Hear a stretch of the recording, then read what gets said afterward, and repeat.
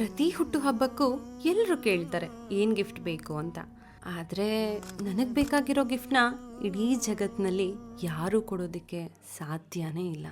ಯಾಕಂದರೆ ನಾನು ಕಳ್ಕೊಂಡಿದ್ದು ಕೇವಲ ಒಂದು ವಸ್ತು ಅಷ್ಟೇ ಅಲ್ಲ, ನನ್ನ ಇಡೀ ಪ್ರಪಂಚನ. ನನಗೆ ಜೀವ ಕೊಟ್ಟವ್ರವರು, ಪ್ರೀತಿ ಅಂದ್ರೇನು ಅಂತ ಕಲಿಸ್ತವರು ಅವರು.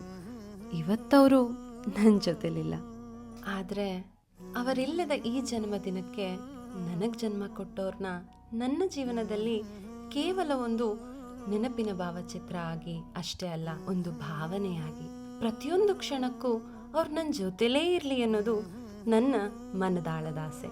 ಜೀವನದಲ್ಲಿ ಎಲ್ಲವನ್ನು ಮತ್ತೆ ಪಡಿಬೋದು, ಆದರೆ ಅಪ್ಪ ಅಮ್ಮನ ಆ ಒಂದು ಅಪ್ಪುಗೆ ಮಾತ್ರ ಯಾವತ್ತೂ ಮರಳಿ ಸಿಗೋದಿಲ್ಲ. ಆದ್ರಿಂದ ಈ ವರ್ಷ ನಾನು ನನಗೆ ಕೊಟ್ಟಂತ ಉಡುಗೊರೆ ಒಂದು ಚಿತ್ರವಷ್ಟೇ ಅಲ್ಲ, ಮತ್ತೊಮ್ಮೆ ನನ್ನ ಅಪ್ಪ ಅಮ್ಮನ ಮುದ್ದು ಮಗಳಾಗಿರುವ ಅನುಭವ. ಪರಪಂಚ ನೀನೇ, ನನ್ನ ಪರಪಂಚ ನೀನೇ.